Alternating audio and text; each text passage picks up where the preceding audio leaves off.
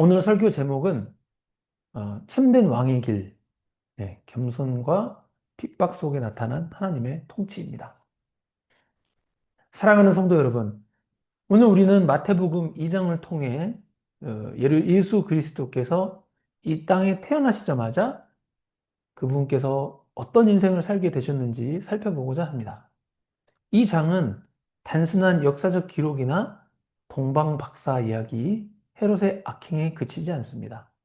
오히려 하나님 나라의 왕이신 예수 그리스도께서 이 땅에 어떻게 오시고 태어나자마자 핍박을 받으시는 장면을 오늘 마태복음 2장에서 같이 읽었습니다.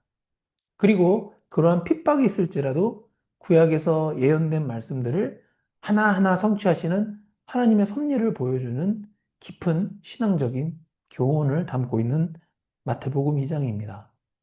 예수님께서 이 땅에서 겪으셨던 인생길은 오늘 우리의 삶과 어떠한 관계가 있는지 함께 묵상하기를 원합니다.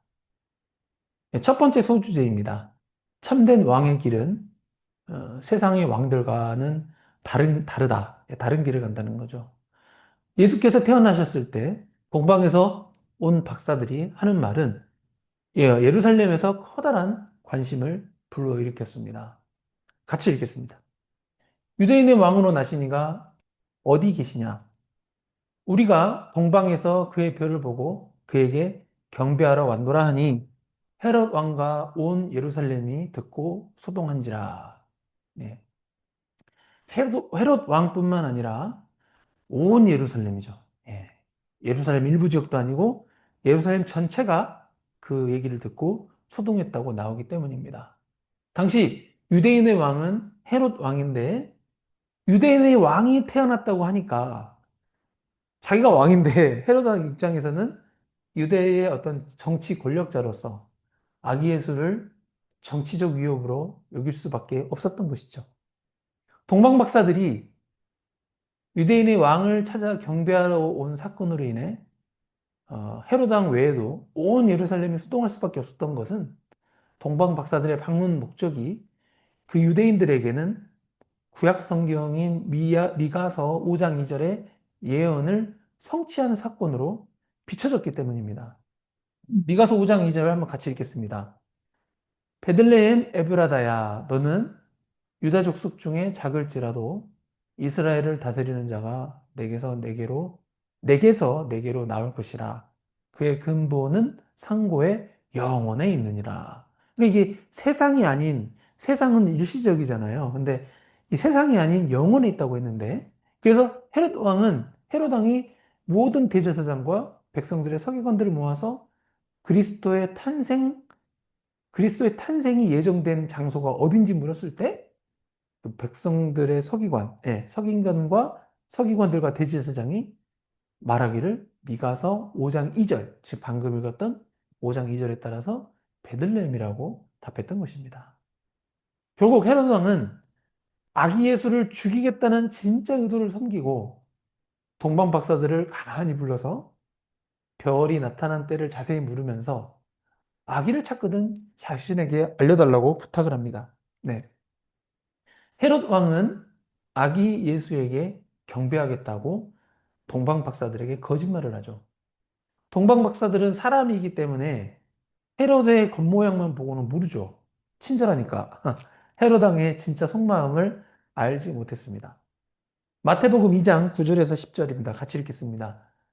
박사들이 왕의 말을 듣고 갈새 동방에서 보던 그 별이 문득 앞서 인도하여 가다가 아기 있는 곳 위에 머물러 서 있는지라. 그들이 별을 보고 매우 크게 기뻐하고 기뻐하더라. 이 구절들을 보면은 헤롯 왕과 달리 동방 박사들은 아기 예수가 있는 곳에 별이 머물러 서 있자 그들은 별을 보고 유대인들의 왕을 만나기 위한 어떤 순수한 마음으로 매우 크게 기뻐하였습니다. 그리고 그 기쁨을 표현하는 행위는 다음과 같습니다. 2장 11절 같이 읽겠습니다. 집에 들어가 아기와 그의 어머니 마리아가 함께 있는 것을 보고 엎드려 아기께 경배하고 보배압을 열어 황금과 유향과 몰약을 예물로 드리니라. 아기 예수께 엎드려 경배했다고 합니다. 참 은혜가 되죠. 갓 태어난 애기한테 어른들이, 나의 지그시 잡수신 어른들이 엎드려서 절했다라는 거죠. 경배했다는 거죠. 근데 이제 태어난 아기일 뿐인데 그들은 하늘의 징조로 예수 그리스도를 메시아라고 알아봤기 때문에 그 갓난 아기가 하나님이라고 생각하고 절을 할 수 있었던 것입니다. 경배했다는 것이죠. 그리고 그들은 경배만 한 것이 아니고 황금과 유향과 몰약을 예물로 드렸습니다. 그들이 가지고 있었던 가장 좋은 것들을 드렸던 것으로 보여집니다. 그런데 그 다음 구절은 매우 의미심장한 내용이 언급됩니다. 한번 같이 읽겠습니다. 그들은 꿈에 헤로데게로 돌아가지 말라 지시하심을 받아 다른 길로 고국에 돌아가니라. 이 구절에 의하면 동방 박사들은 헤롯 왕의 진짜 의도를 몰랐음을 다시 깨닫게 해주죠. 꿈에서 헤롯 왕에게 돌아가지 말라는 하나님의 지시를 받지 않았으면 그들의 다음 행동은 무엇이었겠습니까? 동방 박사들은 원래 헤롯 왕에게 가서 아기 예수의 위치를 보고할 계획이었던 것입니다. 예. 그래서 인간은 상대방의 마음을 정확히 알 수 없는 존재입니다. 상대방이 겉보기에는 친절하게 말해도 그 진짜 속마음은 다를 수 있다는 것을 깨닫게 합니다. 전지전능하신 하나님은 헤롯 왕의 마음을 아시고 동방 박사들의 마음을 모두 아셨기 때문에 동방 박사들에게 헤롯 왕에게 가지 말라고 지시하셨던 것입니다. 사실상 예수 그리스도가 유대인의 왕이라 불리울지라도 사실상 예수님은 이 땅에서 왕으로 군림하시는 것이 아니라 영원한 천국의 왕이시기 때문에 굳이 헤롯 왕과 경쟁하러 오신 분이 아니셨습니다. 왕 중의 왕이시기 때문에 헤롯 왕의 왕도 예수 그리스도인 거죠. 우리는 여기서 귀한 신앙의 원리를 깨닫게 됩니다. 인간은 상대방이 진짜 마음속의 생각을 정확하게 알 수가 없습니다. 예, 절대 알 수 없어요. 어떠한 경우에는 내가 상대방의 진짜 마음이나 의도를 이해했다고 주장하거나 이렇게 생각할 수도 있습니다. 그러나 그것은 큰 착각입니다. 이 이야기는 상대방을 믿지 말라는 주장을 하려고 이야기하는 것이 아닙니다. 새 신앙의 원리를 깨닫고 우리가 좀 더 지혜롭게 살고자 제가 말씀드리는 것이죠. 저는 상대방의 말을 좀 곧이곧대로 듣는 성향을 가졌습니다. 그러면 좀 순진하다고 해야 되나요? 예, 사실 지금도 그런 경향이 있기는 합니다. 이런 부분에 대해서 이제 뭐 더 좀 안 좋게 부정적으로 하면 멍청하게 보일 수도 있죠.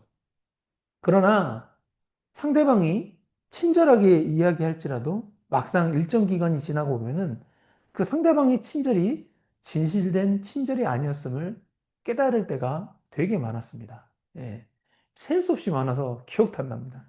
그런데 그걸 가지고 상대방을 정죄하거나 미워하거나 판단할 필요가 없습니다. 왜냐하면 저도 그러거든요. 교회에서 그런다는 것은 아닙니다.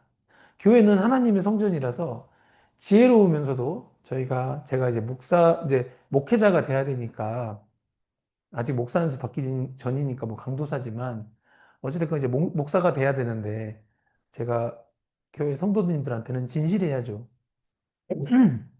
근데 세상에서 사회생활 할 때 이렇게 만나는 사람들에게 최대한 친절하고 상냥하게 대하지만 그건 어디까지나 비즈니스 차원에서 그럴 뿐이지 그 이상도 그 이하도 아닌 것입니다.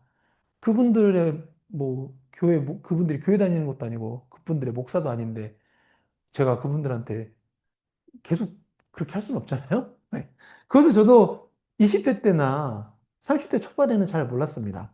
근데 이제 나이를 먹다 보니까 이 상대방의 친절에 내가 너무 많은 의미를 두어서는 안 되겠구나라는 깨달음이 온 거죠. 그냥 나이가 들수록 그냥 사회생활 에티켓 정도라고 받아들여야 합니다. 네. 상대방이 헤롯 왕처럼 진짜 나쁜 의도를 숨기고 가만히 불러 이야기하는 상황이 우리에게 발생하지 말라는 법이 없습니다. 세상은 원래 그렇습니다. 왜냐하면은 이 세상의 권세를 마귀 사탄이 잡고 있기 때문입니다. 심지어 그리스도인마저도 이 마귀 사탄의 권세에서 자유롭지 않음을 깨닫고 우리가 사람의 말이나 표정이나 친절에 너무 많은 의미를 두기보다는 우리의 모든 인간관계에서 나 자신의 마음과 상대방의 마음을 훤히 꿰뚫어 보시는 하나님만 우리가 바라보는 인생을 살아야 하겠습니다. 그러면 우리가 인간관계를 할 때 이렇게 상처도 별로 안 받고 너무 기대도 많이 안 하고 그냥 하나님께 상대방을 맡길 수 있는 그런 신앙의 어떤 또 인격적인 마음의 여유가 생기기 때문입니다. 아멘.